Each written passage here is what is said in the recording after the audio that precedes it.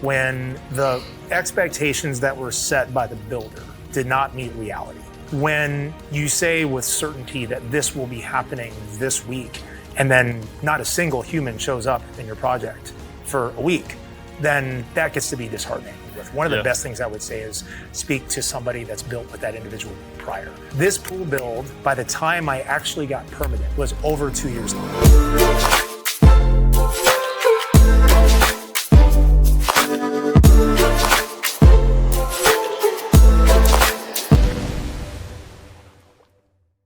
Welcome back, folks. We have one more episode of our Denali Deep Dive podcast. Ray, I'm going to apologize up front right now.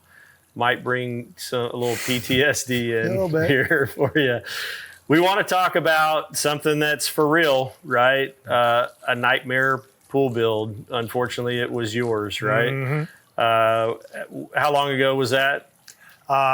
6 years ago started. So 6 years ago, before you came to Denali, obviously not a Denali pool, right? Build, but a nightmare.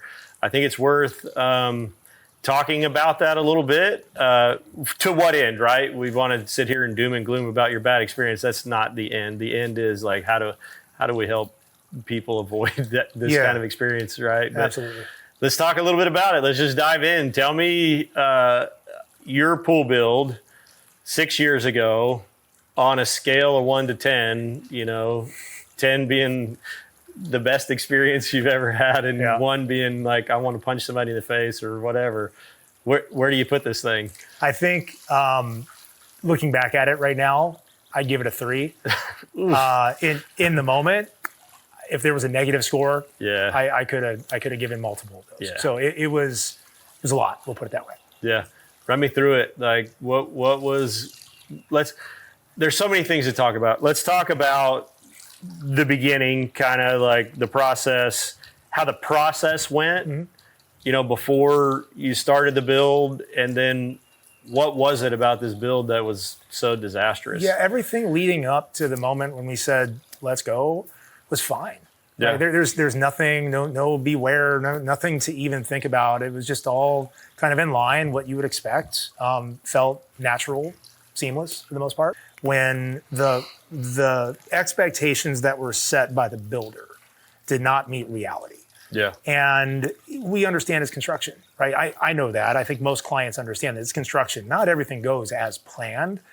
But when you say with certainty that this will be happening this week, and then not a single human shows up in your project for a week, then that gets to be disheartening. But if I were to go back and say the number one thing that got me, so let me just let you into my life for a little bit. So having a pool builder not show up to build you a pool sounds like first world problems, okay? I can get past that for a little bit. For me, I think that if I was to go back in a nutshell and say that's what really got me, I don't like to be told that something is gonna happen a very particular way with such honesty and certainty, and then either quite opposite happens or nothing at all. Right. And that takes a lot away from you. Yeah, and you said that leading up to this, like there wasn't a whole lot of signs. I do want to talk about that for a minute, like, and I'm not trying to get you to spill your own tea, but like, what do you think how do you avoid that?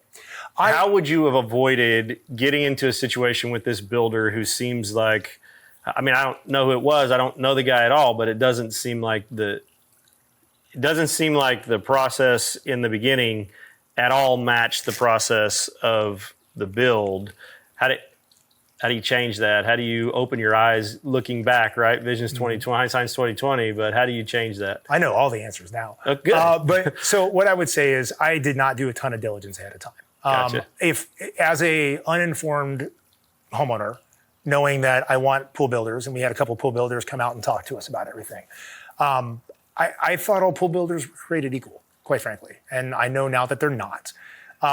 But when my wife and I had conversations with all the different pool builders, there was this open, easygoing, gregarious owner-operator. And again, I really had fun speaking and talking with them, and everything was good. But what I didn't do was look for reviews. I didn't reach out to anybody that they had built for in the past and say, how did it go? I didn't do any diligence on the interwebs to figure out, is there anything out there that maybe isn't great or copacetic about this particular company and what's going to happen. At the time, it was this feels good. Let's do it. Yeah. So again, shame on me, and I spilled my tea a little bit. But the concept becomes, had I known then that not everyone's created equal in this business, and I think that's actually made itself more prevalent with some of the pool issues that have happened over the recent years in Central Texas. Yeah. Right. And I think those, the cream has rise to the top, and others maybe might be floating around. I think it's really important to understand, do your diligence, and really understand who you're working with. One of the best things I would say is speak to somebody that's built with that individual prior. Yeah. Reviews are great. I love reviews, but sometimes hearing the context of what people have done is really special. Cool. Just out of curiosity, are they still building pools, this company, or no? Nope, No. not building pools. So Gotcha. they were voted off the island, so to speak. So 6 years from now, you still have your pool, right? Mm-hmm. Still doing good. Still doing good. But you have this memory of this kind of traumatic experience of the build. So we talked a little bit about not fulfilled expectations, like your expectations weren't set or managed really well through this thing. There's one thing that you mentioned, owner-operator. Do you think that was part of the challenge, or no, not really? 100%. If you want a team of individuals that can fill in gaps where there are deficiencies or where something arises, that's when the power of community comes together. Yeah. And that's when you have a builder that's established, that has resources. I think that eliminates the opportunity for those coulda, woulda, shouldas that never did at the end of the day. So do you think the main issue was miscommunication or no communication and mishandled expectations, or were there like nuts and bolt issues with the pool itself? Tell me a little bit. And so let's start with time. I'm sorry, I don't mean to laugh at your misfortune. Hey, I can laugh at it now. We're good. We are on the other side. So with the and is first and foremost, this build was promised as slightly more complex, 4 months or less. Cool. Okay. I'm not interested in 5 or 6 months. That's fine. We can do that if we got to go. Do it right. I'm fine with it. Yeah. This pool build, by the time I actually got permitted, was over 2 years long. And then I'm the homeowner that I have to catch it. And then I have to convince the person on the other side that it is wrong, because we stood there and he scratched his head for a period of time until we finally realized that, no, you're actually misshapen and that gunite was poured in the wrong section. And that's going to affect the rest of the build. That's a problem. So it's those moments where I felt like then almost every single day I am on that person's rear end after a certain period of time, because I can't be lied to or mispromised so many times until all of a sudden now, if I'm not involved, it's never going to happen. So they built it completely incorrectly and completely out of code. Also, I mentioned that beautiful marble that I had. So the landing in Austin, you need 36 inches at the end of any stair before you have water or anything. Funny how that works out. We weren't 36 inches. We were less than 28. And at 28 inches, what that meant was, not only do I have to lift all that beautiful marble off that I had paid for, I've got to chip into the concrete and I've got to reduce the profile of the stairs, and then I've got to relay that all down. The benefit was we also had a fire pit that was encased in this beautiful, beautiful decking, like gorgeous stuff that we had. And this was after the 2 years that had gone by with fighting This Homeboy. was at the end of that 2 years. Okay. So again, we kind of started off by talking about this nightmare experience, some of the things that you had to deal with, mismanaged expectations, design that wasn't to code, work that his guys had done over some material that you had bought that, now has to be torn out and moved, and all that to say, let's come 360 here. How do we help other people avoid what you went through? I think, we specifically at Denali, we just try to hire get us. Right. Yeah, that's the thing. But what I would tell you is, if you live in Ohio and you want to build a gunite pool, just do your research. That's the number one thing. So I said I didn't look up reviews. When I realized that this is not going well, I looked up a review then. Yeah. There was one review. It was 1 star. Yeah. And clearly that person had a very similar experience to what I had. So I'd say do your diligence, interview the person. I didn't. I didn't spend as much time as I needed to. I was lots of busy things to do, The pool's great. My wife really wanted that thing in there. She seemed really strong about it. And I was like, cool, this is all great. I'm in. And the reality is, if I'm going to spend a lot of money, I should probably be more invested than I was at the very beginning. Yeah. Okay. Well, hopefully that's it's eye-opening for a few people. I'm in the middle of my second build right now. We built one 4 years ago, sold a home, and now we're in a new home and building one right now. I might have an inside look at some of the things in the industry, right? But I think it's worth saying that the experience is completely different depending upon the kind of superintendent you have on your job, right? The crews that come out, people showing up when they say they're going to show up. Those are all the things that you can kind of vet with looking at some reviews, talking to people who've built, like going to look at some jobs, going to look at some finished projects and products, right? I'm sure your backyard is beautiful, right? But at the end of the day, the nightmare that it was until you got that, project finished at the end of the day by yourself, you probably have learned a few things that hopefully we've hit on here to help people avoid that. Yeah, it took a toll to say the least, but at the end of the day, the pool holds water. It looks beautiful now. We got it all taken care of. Everything's good. Hindsight being 2020, kind of wish I had spent a little bit more time up front. Okay, well, thanks for the insight, man. Sorry to pick on an old scab, but hey, we're here. We're good. That's what brought me here, right? At the end of the day, it's sometimes pain and understanding. Realizes that I needed to make a move from a previous career. The integrity behind Denali caught my eye. I may have known a person from Denali to make a phone call to at that point in time, and they may have helped me figure out what that thing needed to happen to go next. Yeah.